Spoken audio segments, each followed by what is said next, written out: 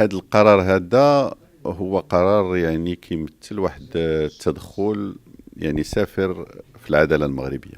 ماشي فقط يعني تدخل في العدالة المغربية، ولكن كذلك تدخل في العدالة، والعدالة لم تقل كلمتها الأخيرة. وكذلك لا يهتم هذا القرار بحقوق المرأة، خصوصا وأن التي تتهم الصحفي المذكور هي كذلك امرأة وهي صحفية في هذا الإطار هذا، ولم يتم الإنصات إليها، لم تتم الإشارة إليها في هذا القرار هذا. المسألة الأخرى وهو أنه مساءلة الحكومة المغربية فيما يخص قضايا حقوق الإنسان وقضايا حقوق الصحافة هو البرلمان المغربي. إذن كيف للبرلمان الأوروبي أن يتبوأ مكانة ليست مكانته؟ إذن هذا تحقير لدور البرلمان المغربي. وهذه أنا تنظن يعني يعني واحد النزعة نيوكولونيالية ديال أنه الأوروبيين هما اللي تيقولوا لنا كيفاش نسيروا العدالة ديالنا وكيفاش نعملوا حقوق الإنسان إلى غير ذلك. ولكن في نفس الوقت أنا تنظن أن هناك يعني أطراف دائما مجندة يعني إمكانيات كبيرة جدا تستعملها الجزائر، ومعروفين عندهم ما يسمى بالانتر جروب حول الصحراء اللي موجود في البرلمان الأوروبي، تعطاهم يعني إشارات ديال السفارة الجزائرية ويشتغلون بشكل مداوم. ولكن كانوا يشتغلوا بشكل مداوم وكانت تحبط محاولاتهم لتمرير قرارات. ولكن هذه الأزمة اللي كاينه الآن في المؤسساتية اللي موجودة في البرلمان الأوروبي، وكذلك الخوف، وكذلك يعني المشاكل اللي وقع الفريق الاشتراكي يعني الحزب الاشتراكي في البرلمان الأوروبي، وكذلك أنه تراجع الحزب الشعبي عن المشاركة في القرارات المستعجلة، كل هذا جعل يعني أنه الأرضية خصبة باش يمروا هذا القرار هذا كيدعينا يعني كبرلمان مغربي، خصوصا وأن عندنا آليات ديال التحاور والتواصل مع البرلمان الأوروبي. كان ممكن أن نستعملوا هذه الآليات هذه باش يمكننا نتذكروا حول جميع القضايا، يعني قضايا حقوق الإنسان إلى غير ذلك نتذكروا فيها ونعطيو المعطيات إلى غير ذلك بالنسبة للبرلمان الأوروبي. هذه الآليات لم يتم استعمالها، بل تم الهروب إلى الأمام من طرف البرلمان الأوروبي واستصدار قرار. إذن هذا يحتم علينا كبرلمان مغربي، وهذا هو اللي يتخذه البرلمان المغربي، أن نراجع يعني العلاقة مع البرلمان الأوروبي. وهذا الإطار هذا البرلمان يعني الغرفتين في البرلمان المغربي هما بصدد الآن اتخاذ القرار المناسب، وكذلك تقويم يعني ما تم القيام به، ما هي الخلل الموجود إلى غير ذلك، وإعادة النظر في هذا الشراكة. واش هذه الآليات مازال صالحة؟ إلا كانت مازال صالحة خص البرلمان الأوروبي يستعملها، إلا ما كانتش ما صالحاش إذا ربما ما عندنا الشراكة. إذا نحن في البرلمان بصدد إعادة النظر في هذه المسألة، يرجعوا هذه المسألة لرئيسي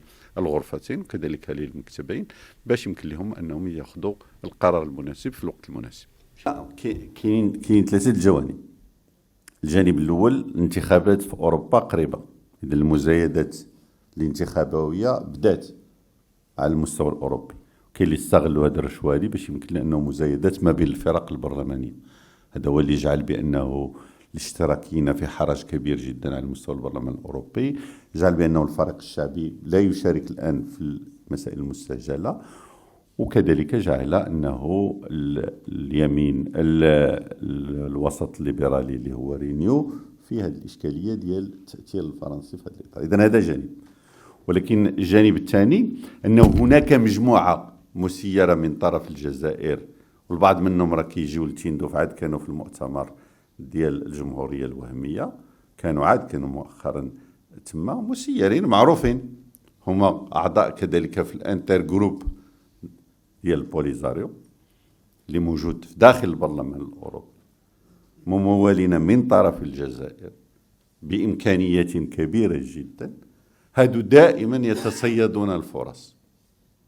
الهم ديالهم عندهم واحد اللوبي موجود على مستوى بروكسل تسيره منظمة معروفة، وهادو واخدين جميع يعني التقارير اللي هي موجودة في البرلمان الأوروبي وتيشوفوها، لا هم لهم إلا فين غادي يمكن لهم أنهم يقولوا شي حاجة على المغرب، سواء بالنسبة لحقوق الإنسان، سواء بالنسبة لحق ما يسمى بالشعب الصحراوي في تقرير المصير، ولا سواء فيما يتعلق الموارد الطبيعية واستغلال الموارد الطبيعية، ولا مثلا أنه مقارنات غير موفقة ما بين ما يقع في فلسطين وفي الصحراء، أو مقاربات معينة فيما يتعلق بالصحفيين في المغرب وفي اليمن وفي العراق إلى غير ذلك. هذه الأمور هذه موجودين، هذه المجموعة موجودة.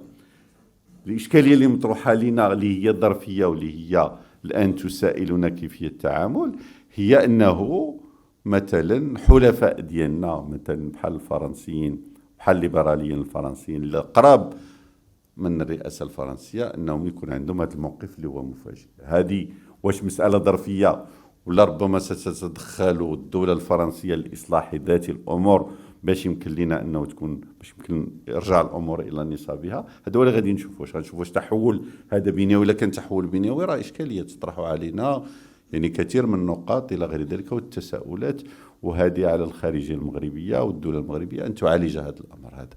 ولكن إذا كانت مسألة ظرفية يجب التدخل في هذا الإطار هذا لإصلاح ما يمكن إصلاحه قبل فوات الأوان بالنسبة لعلاقاتنا مع فرنسا.